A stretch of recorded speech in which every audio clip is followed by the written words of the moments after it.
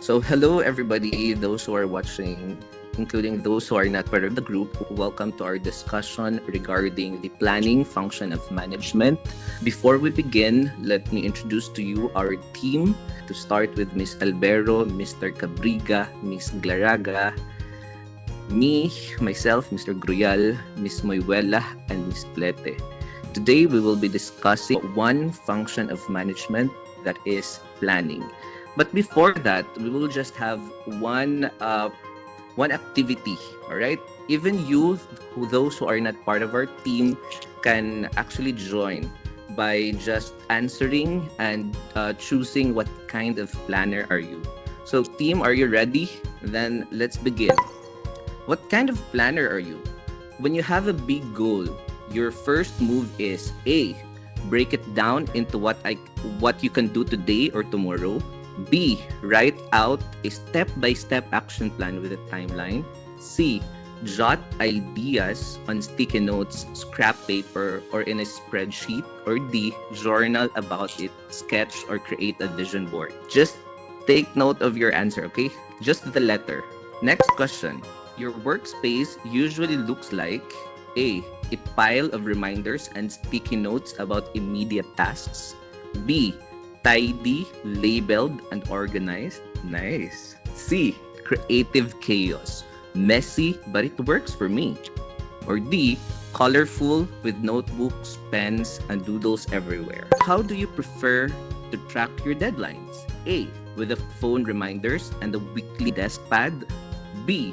With detailed to-do lists and structured schedules. C. With spreadsheets, random notes, and digital documents. Or D. With a bullet journal, sketches, or creative trackers. You're planning a weekend trip. What's your style? A. Book only the essentials. I'll sort the rest last minute. B. Make a full itinerary down to meal reservations. C. Have your ideas scattered everywhere, but it comes together in the end. D. Make a mood board or journal about places I'd love to see. And lastly, what's your biggest planning struggle? A. Finding time for myself in the middle of the chaos. B. Getting stuck in details and missing the bigger picture. C. Keeping track of the ideas and remembering dates. Or D. Turning my big dreams into actionable steps. Alright, before I reveal the interpretations, I need to know what are your answers. Type in the chat or you can open your mic and tell me which letter mas marami sa choices na napili niyo. How about you, Ma'am Via? Mostly B po. 3 out Mostly of 5. Ma'am Karen, Hello, 4 Bs and 1 A. alin yung mas marami? Like, I need to know which one is mas... Like, B also? For me, sir, letter D. Letter D. Okay. Alright, for the interpretation, what kind of a planner are you? If mostly A, you're a BCB, meaning short-term planner. You thrives on quick wins. Your phone is constantly ringing with incoming work messages. Your calendar is filled with the brim with deadlines, appointments, and reminders. While you would love to be the type that plans for things a year in advance, you only have the bandwidth to plan for today or tomorrow. You need a way to stay on top of your work and personal life. You also wouldn't mind carving out some me time if only there was a way to find it. Mostly B. You are a camp counselor, organized and detail-oriented, loves routine. You make your bed first thing in the morning. You love lists, schedules, and routines. You're known for your thoughtful planning and attention to detail. You love organizing events and projects. And your workspace is neat and tidy, and you've been known to go wild with a label marker. You have a sharp eye for detail, but sometimes it's get in the way of seeing the bigger picture. You'd love some support in managing your different projects and keeping track of all the moving parts. Now, if mostly C naman, you're a mad scientist. Your creative chaos meets analytical streak. So your desk is piled high with heaps of paperwork. You actually feel more creative working in a messy space. You like data, spreadsheets, but you're also into doodling and writing down notes on a scrap paper. You have an organizational system that is understandable only to you, but you need support in keeping track of all of your brilliant ideas and observations and remembering dates and deadlines. Lastly, if your answers are mostly D, you are the artist. You are creative, expressive, and visual planner. You retain information more easily by writing things down. You could spend all day walking around a stationery store and admiring all the pens, highlighters, and pretty notebooks. You like to think about your goals and dreams through doodling, journal writing, or collage making. You love creative vibes. While you have no trouble envisioning your big dreams and goals for yourself, you'd love some more support to make those dreams come to fruition. So why did we start with that? Because today, knowing what kind of a planner are you, you will have a better appreciation of our topic, which is planning. Moving on to the more serious part of our discussion today, we will now be talking about planning in the eyes of the manager. So all of us here are leaders, especially in healthcare. So now we will be talking about planning. We have set of objectives and we will know about different aspects or elements of planning. First, we will be defining what planning is about as a fundamental function of management. We'll also see the differentiation of the key characteristics and principles of planning. We'll also be describing the types of planning. There are different types like operational, tactical, strategic, and contingency. Number 4, we'll also be going through the stages of planning process. Fifth, we'll also analyze what are the benefits. Like when we plan, what good can it bring to us, right? Or into our organization. And lastly, planning, as they say, is not something that would make us perfect. So there are also limitations. We'll also be discussing about that. So to begin with, looking at the foundation of management, there are 5 functions of management, as they say, like planning, organizing, staffing, directing, and controlling. But for today's discussion, we'll only be focusing on the very first function, which is planning. Planning is essentially about setting clear objectives, anticipating what may happen in the future, choosing the best course of action, and determining how resources should be allocated to achieve organizational goals. As highlighted by Tavo and Erasmus, along with Kariska, planning plays a central role in ensuring success. In fact, planning is the foundational management function. Why? Because it integrates all organizational activities. It helps reduce uncertainty and provides benchmarks against which performance can be evaluated. Think of it this way, like planning gives us direction and structure. I personally believe that also, because it's like we are drawing the map before we even started. Before even starting the journey, we already know where to go.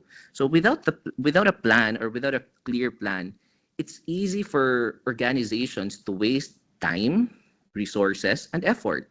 And as the saying goes, a good plan is half the work done, because before you even start, you will actually have a picture already of where you're gonna end, right? It sets the stage for all of the other functions that will follow. Now, planning has its own characteristic. Planning is goal-oriented. It's always begins with a clear objective, like what organization wants to achieve. Without a goal, planning has no direction. Second, planning is systematic. Planning is not random. It follows a logical step-by-step process that ensures nothing important is overlooked. For example, as an educator, I plan what to teach. I have the lesson plan. I plan where to do it. If I do it face to face, if I do it online, I plan who are going to be my students. I plan what topic should I discuss, and it should be stated in the objective. So it follows a logical step-by-step process. Third, planning is future-oriented. It's not just about today's needs. It anticipates the future challenges and prepares the organization to meet them effectively. Fourth, planning is decision based. Managers often face multiple choices, and planning helps in analyzing alternatives and choosing the best course of action. And finally, planning is comprehensive. It brings together all aspects of organizational activities, resources, people, strategies, so they can work in harmony towards the same goal. In short, effective planning sets the tone for organizational success by being focused, being structured, forward looking, decisive, and encompassing. Now, I will be showing you one video to show how important planning is into our lives. Meet Sarah and James. They always make a grocery list before shopping. After a refreshing morning jog, they stop at the supermarket, but realize they forgot the list at home, but decided to shop anyway. Without the list, they go aisle by aisle, picking up snacks, drinks, chocolates, basically indulged in the impulse buying. That's $128 more than their usual groceries. And worst of all, while unpacking, they realized they forgot what they really needed. They looked at each other with frustration of overspending, forgotten items, and impulse buying. Then Sarah remembers her friend mentioned an app called Ran Out Of. She quickly downloads it, makes a list, and shares it with James. James loves it. He starts adding items too. Now they both manage the same list from their phones. A week later, they were ready with the digital list and the Ran Out Of mobile app. They only go to the aisles they need. They shop fast and smart, done in 10 minutes. This time, they not only stuck to their $110 weekly grocery budget, but also earned reward points. Thanks to Ran Out Of. No more forgotten lists, no more impulse buying, just simple, stress-free shopping. So I have no conflict of interest. I am not paid of this application. But this story may seem small, but it reflects what happens in organizations where there is no proper planning. Without a clear list, or in management terms, it's clear objectives or direction, resources are wasted, priorities are missed, and the outcomes are less efficient. The realization here is that planning helps us focus, save resources, and achieve exactly what we set out to do. Just as the grocery list, it prevents us from overspending and ensures we only buy what's needed. Organizational planning allows us to allocate resources wisely, anticipate challenges, and work towards specific goals. So, whether it's shopping for groceries or running a healthcare unit, the principle is the same. A good plan is half the work done. For the next topic, it will be all about principles of planning, to be reported by Mr. Kevin Cabriga. So good day everyone. I'll be reporting the principles of planning. So planning is a process of setting up objectives and outlining steps to achieve them effectively. It guides decision making, minimize risk, and ensure resources are used efficiently. Below are the main principles of planning along with examples. So here, first would be the goal achievement. So in management, this is usually stated as the principle of contribution to objectives. So which means that every plan must contribute to the achievement of organizational goals. So planning is not just about activities. It is about making sure that all efforts lead to the accomplishment of desired objectives. A plan without a clear link to goal achievement has no values. For examples, okay, in terms of business, if the goal is to increase the sales by 20%, so then marketing campaigns, production targets, and staffing schedules should all be planned in a way that supports reaching that goal. So in terms of hospital settings, if the objective is to reduce the patient waiting time, then the duty roster workflow system and staff allocation should all be planned to achieve that purpose. Okay? So next would be the efficiency. So efficiency, it is often stated as a principle of efficiency, which emphasizes that planning should aim to achieve the maximum possible result with minimum cost, time, and effort. Okay, so efficient planning ensures that resources such as money, manpower, and materials are utilized wisely. It prevents waste and helps organizations achieve their goals in the most economical way. So here's the example. In a company, instead of hiring excess staff, managers plan shifts efficiently to meet the production targets with the least cost. Okay? In a hospital, nurse schedules are planned so that enough staff are available during peak hours without overstaffing in the quiet hours. So next would be the prioritization. Prioritization means that in the planning process, important and urgent tasks must be given priority over less significant ones to ensure the goals are achieved effectively. So since resources like time, manpower, and money are limited, planning requires managers to identify which objectives and activities are the most important. Prioritization helps avoid delays, reduce waste, and ensure smooth goals achievement. Example, in a hospital, emergency cases are prioritized over routine checks up in planning patient care. So next would be equitability. So the principles of equitability means that planning should ensure fairness in distribution of resources, workload, and opportunities among employees, departments, or stakeholders. It avoids bias, favoritism, or unfair burden of certain individuals or groups. Here are some examples of equitability in terms of hospital settings. Duty rosters are planned so all nurses have balanced workloads rather than assigning heavier tasks only to new staff. Last but not the least is participation and cooperation in the principles of planning. So participation, effective planning involves engaging people at different levels of organization in the decision-making process. This ensures that plans are practical, widely accepted, and easier to implement. So example, in a hospital settings, nurse and doctors are consulted when designing patient care protocols to the plan reflects actual needs. In cooperation, planning requires a unity and teamwork among departments and individuals. So cooperation ensures that all parts of organization work toward the same goals without conflicts. The principles of planning play a vital role as they help to organizations accomplish their objectives efficiently while making the best use of available resources.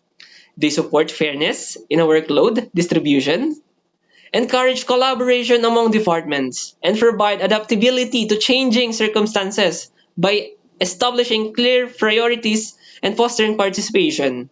These principles make the planning process more realistic, ongoing, and goal driven. That's all. Thank you. Our next topic is types of planning, which will be reported by Ms. Via Glaraga. Ms. Via, take it away. Okay, thank you for that, Sir Greg. So let's proceed to the four types of planning, namely the operational planning, tactical planning. We also have strategic planning and contingency planning. So let's talk first, what is operational planning? So when we talk about operational planning, it is somehow the bottom of the hierarchy, okay? Because it is a short-term, day-to-day planning focused on routine tasks and procedures needed to keep nursing operations running smoothly. So the features here would be like the daily, weekly, and monthly plans because it's talking about the operational dates of the institution. So of course, from the definition itself, it is highly detailed, specific, and action-oriented. It's like the ground, okay? And directly involves nurse staff and nurse managers. So the examples of this operational planning in nursing is like the daily shift assignments and duties. We also have scheduling patient education sessions or bedside procedures and implementing infection control protocols during regular rounds. Next, we have the tactical planning. So if the operational planning is the shortest, this tactical planning is like the quarter, okay, or the middle between the operational and strategic plans. So it focuses on how to achieve specific goals set by the organization. So the time frame would be several weeks or to a year. It involves what? The mid level managers and unit heads, and it focuses on resource allocation and coordination. So when it comes to nursing, the examples would be like planning orientation programs for new nurses and developing a unit plan to improve the patient satisfaction scores. Now, let's proceed. So after operational and tactical, let's proceed to the strategic planning. So the one that is connected by the tactical to the operational. So in this type of planning, this one is the long term. Okay, so long term or broad level planning that sets the direction and goals for the nursing department or institution. So it is the foundation of the organization. Okay, so simply the time frame is basically longer. So we have here 3 to 5 years or longer and developed by, of course, this one is talking about the vision of the institution. So it is developed by the top management and nurse executives. And yes, it sets the vision and priorities for the entire nursing services. Okay, so in an example for nursing, we have here like developing 5-year plan to achieve magnet hospital status or expanding nursing services to community health programs. So we're talking about bigger mission and bigger vision for the success of the institution for the betterment of care given. Next, we have last is the contingency planning. So it's not enough to plan for the the shortest to quarterly and a longer type of planning. There should also be a plan for emergency cases or this one, the unexpected events, okay, to ensure the continuity of care and patient safety. So we should not be complacent when we talk about the services of the institution. There should be like a safety net, okay, and that is now our contingency planning. So the key features here, we have the on-demand or preemptive time frame, and we also focus on the risk management and crisis response, and it requires flexibility and clear communication. Yes, an example in nursing are those creating disaster preparedness protocols for mass casualties, and we also have establishing backup staffing plans for nurse shortage. Planning overall is an essential management function that ensures nursing services remain organized, efficient, and responsive to patient needs. So these 4 major types of planning, such as the operational, tactical, strategic, and contingency planning, work together to create a comprehensive framework for decision making in healthcare. Okay, so these planning types enable nurse leaders and staff to optimize resources, improve patient outcomes, and align nursing practice with the overall goals of healthcare institutions. So by understanding and applying all these 4 types, nurses are better equipped to anticipate challenges like we all know now that we encounter or we face different natural calamities. So we will still maintain quality care and contribute to the continuous improvement of healthcare systems. And that will be all for the types of planning. Let's proceed to the next topic. For our next topic, it is all about the stages of planning, which will be reported by Miss Angeline Plete. Okay, thank you for that, Ma'am Dia and Sir Greg. So at this time, I'm going to discuss the stages of planning process. So we have 5 stages, which are the setting objectives, choosing alternatives, formulating primary and secondary plans, ensuring cooperation, and lastly, implementing and monitoring. So for the setting objectives, we're going to choose one clear outcome or goal that we want to achieve in the team or in our institution. So in order for us to have a good objective, we should use the SMART method, which our objective must be specific, measurable, achievable, relevant, and time-bound. So para po hindi rin big yung target na goal natin. In setting objectives, it serves as the roadmap so that all of our efforts, our plan, and our interventions are aligned to our specific goal. So we have here the example. A nurse manager may set an objective, which is to reduce hospital-acquired pressure ulcers by 30% within 6 months. So this is a good example of an objective since it tells us the exact or the specific goal that we want to aim for and when it must be achieved. the second stage of the planning process, the choosing alternatives. So at this moment, we're going to explore different possible courses of action to achieve the objectives and selecting the most effective intervention. And we're going to compare the alternatives based on its cost, feasibility, risk, and resources that we have. And on choosing alternatives, combination of the alternatives may be the best option to achieve our goal. So the example, so to reduce the pressure ulcers, alternatives may include frequent skin monitoring and assigning a wound care nurse, and to provide a new mattress. And then with these alternatives, we're going to evaluate which of them gives the fastest result and which of them are affordable to have. The third step in planning process, the formulating primary and secondary plans. So we're going to pick a primary plan that balances the impact and feasibility. Then we're going to create a secondary or contingency plan if the first plan is not effective. And setting checkpoint in formulating primary and secondary plans is very important. And also, this is very, formulating plans is very important because it will help to reduce delays and panics within the team, since as we all know that challenges or unexpected circumstances may come along the way in achieving our goal. So here we have the primary plan, which is the frequent skin monitoring and assigning a wound care nurse. And the secondary plan is to provide a new mattress.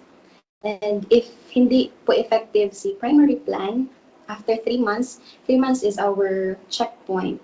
So kung hindi po effective ating primary plan, then that's the time that we're going to proceed with our secondary plan. Kahit gaano pa po kaganda yung plan na ating ginawa, it would not be effective if we don't have the cooperation, which is our fourth stage in the planning process, which is the ensuring cooperation. So this means sharing the objectives, clarifying the roles of the team, listening to the concerns, and motivating the staff. So this is a must if you are a leader, if you're handling people.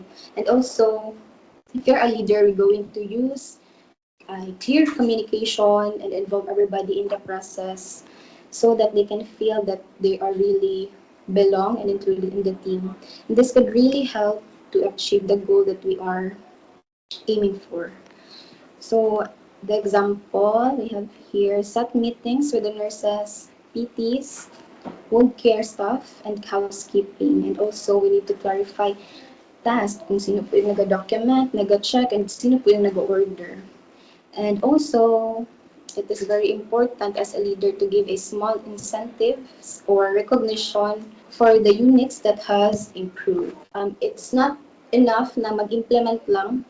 Kailangan din natin na i-monitor, which is our fifth stage in the planning process. So implementation is the action and monitoring is the measurement. So a plan without a monitoring is just a guesswork. So we're going to use simple, regular audits and data to know if we are on track and ready to adapt to our plan. So example, implementing frequent skin monitoring and assigning a wound care nurse. And monitoring weekly audits of skin assessments, pressure ulcer counts, and staff compliance. In planning process, sharing weekly updates with the team or having a short feedback, it allows correction along the way so that everybody again is on the right track of achieving our goal.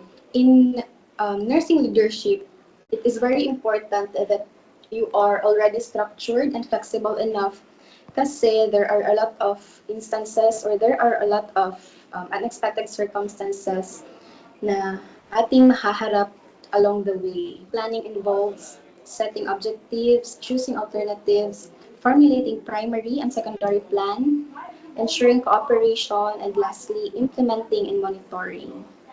So I guess that's it for the stages of the planning. That's it for the stages of planning. To talk about the benefits of planning, we have Miss Karen Rose Albero. So the benefits of planning in a healthcare institution setup. So number one, risk mitigation. In a strategic planning, it helps protect medical businesses from unforeseen risk by providing a proactive approach focused on long-term goals. There are certain things that it's beyond our control or sometimes mga bagay na hindi natin inaasahan na darating or mga problema. So through planning, we can plan it ahead na if ever mangyayari ang mga bagay na it's beyond our control or mga unforeseen events, magagawa na natin ang paraan through planning. Next, accelerated growth. Having a strategy in place ensure accountability, increase team commitment, and speed up work processes leading to faster business growth and quicker profit cycles. Through planning, it will help us strategize and it will help us ensure accountability. With this, it can increase commitment, motivation with our team in relation with our vision, mission, or what are the things that we are targeting. And then next, cohesive workplace. A strategic vision ensure cohesiveness and unite workforce, preventing confusion, distrust among employees, and promoting collaborative ecosystem. So for me, it means that with a one vision that is more on yung beneficial to everybody, it will give us a more collaborative effort and we can attain through planning, we can attain participation with our employees. So that's one of the benefits also. Then next, increase profit margin. So in healthcare institution, not all healthcare institution are government. There are also private sector. So they're more focused on profit because it's a business also. So through planning, it encourages high aims, breaks self-limiting beliefs, ensure that actions are guided by strategy and measurable KPIs resulting in efficient processes and increased profitability. So through planning, we can set up or we can establish guidelines na kung paano natin mama-increase yung profit. So one of the benefits also of planning is to increase profit margin sa mga private hospital and private healthcare institution. Then resource alignment. So planning ensures healthcare organization allocate resources properly which help administrator make informed decision about hiring, technology upgrades, and service expansion.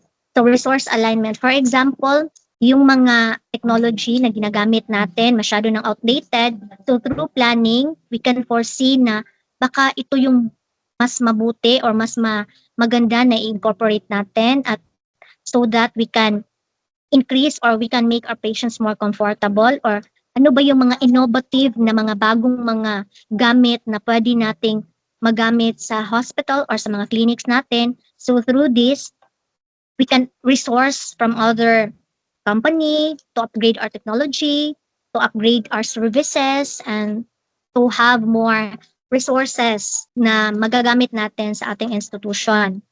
And then next, through planning, we can improve the benefits of planning, improve communication. So during the planning processes, it enhances communication with the organization, clarifying our goals and objectives, encouraging teamwork, and fostering an environment favorable for improvement. So through planning, doon natin nakikita, doon natin nako-communicate yung mga bagay na gusto natin, doon natin na-address sa mga employees kung ano ang kakulangan at ano yung dapat pa natin na dagdagan at doon din natin nako-communicate yung mga bagay na need natin to achieve our goals and to achieve our targets. Then next, adaptability. Through planning, it enables organization to remain flexible and adjust their practices based on new regulation and patient feedback in the complex and unpredictable healthcare industry.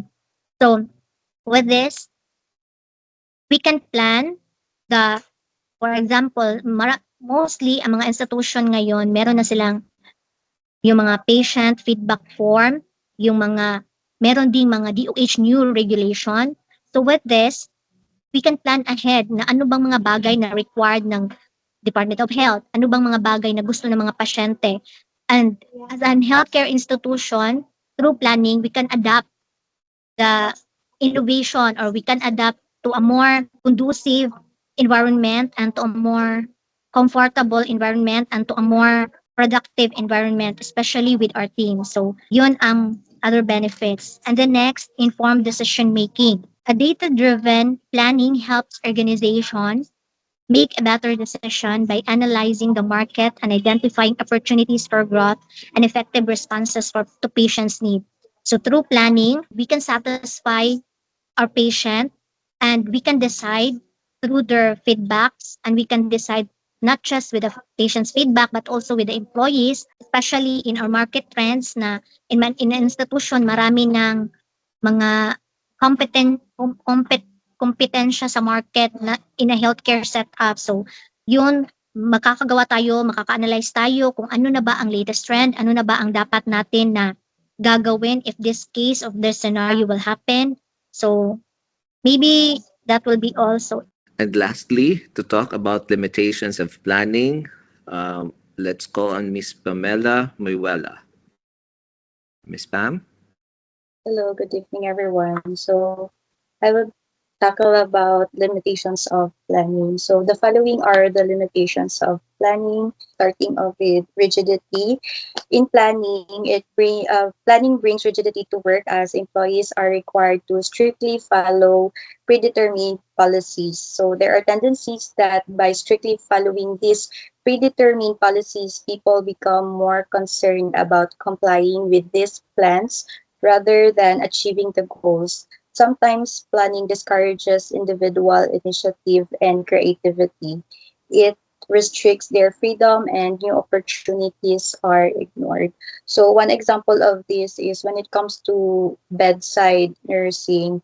Some of us have these strategies in mind, but since we are following standardized protocols in nursing management, we cannot do those strategies that we think of because we have to follow these protocols, even if it doesn't help us with time management.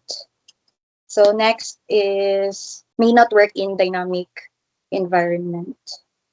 So planning has to operate in external environments such as government policies, technologies, and etc., which is beyond the control of the organization in any situation.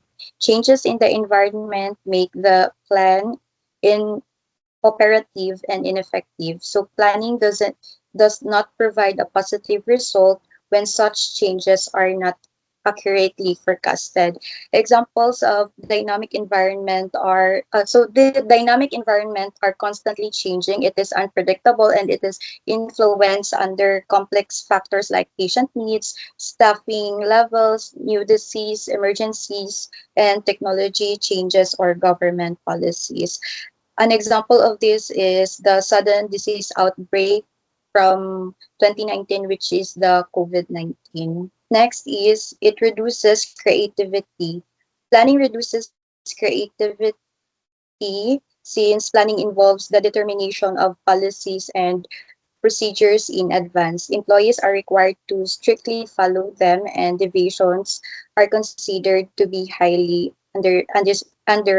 undesirable. As a result, employees do not show their skills, and it reduces their initiative and creativity. So reduces creativity, it also relates to rigidity, which is there's no room for growth and improvement. Fourth is planning involves huge cost. Planning is an expensive process because a lot of money is spent on gathering and analyzing information. It also involves the cost of experts, as experts are paid for planning. Efforts should be made to benefit from the analysis and ensure that benefits derived from planning should be more than their cost. If the cost of planning does not justify the benefit, then planning should not be avoided. Here in huge cost, if we conducted meetings or discussion with the expertise, it really involves money. Next is time consuming. time-consuming. It takes a lot of time in collecting, analyzing, and interpreting information relevant to planning.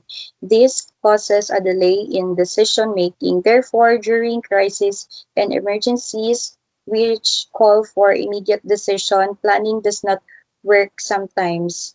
Advanced planning may lead to a delay in actions making, which may result in the loss of profitable opportunities. So when it comes to state of emergencies, sometimes we do not have the time to plan pa. So kung ano lang yung kaya nating magawa, then yun lang yung, just like what happened in Cebu when the massive earthquake happened. So walang preparation na nangyari, walang time na mag-plan pa. So kung ano lang yung pwedeng maihatid na tulong sa mga tao within Cebu na affected. So, yun lang talaga ang mabibigay. Next is our resistance to change. So, the employees become familiar with the method of doing work, so they resist change and do not want to adopt in a new method of doing work, such as unwillingness may lead to the failure of plans. So, I have an example of this, since we have in our institution we have 2 new managers and they are changing a lot, and which is for the betterment of the institution and in the nursing service. But since some of us are used to doing some of the routines before, we lacking with willingness to participate with the new protocols and policies of the new nurse managers. So next is planning does not guarantee success. Planning may create a false sense of security in the organization.